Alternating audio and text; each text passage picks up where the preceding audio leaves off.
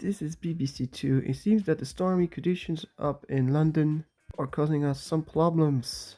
We're working as hard as we can against the weather to get back to the broadcast in London as quickly as we can. So do bear with us. Thank you.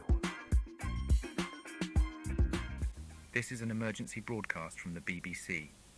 As the year 2000 approaches, we would like to inform you of a potential threat to global computer systems known as the Y2K event.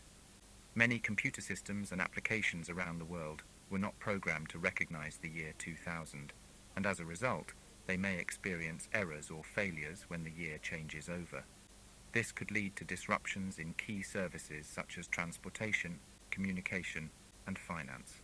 However, we want to reassure the public that extensive preparations have been made to address this issue. Governments, businesses, and other organizations have been working together to identify and fix Y2K-related problems. As a precaution, we advise all citizens to be prepared for the possibility of service disruptions or delays around the time of the transition to the year 2000.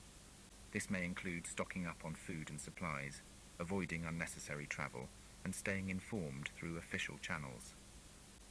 If you encounter any problems with computer systems or services, please report them to the relevant authorities as soon as possible.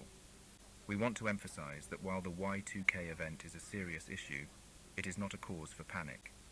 The world has faced similar challenges in the past and has always come through them with resilience and ingenuity. Thank you for your attention, and please stay tuned to this broadcast and other official channels for the latest news and instructions. Well, this is BBC2. Now we're able to go to the weakest link.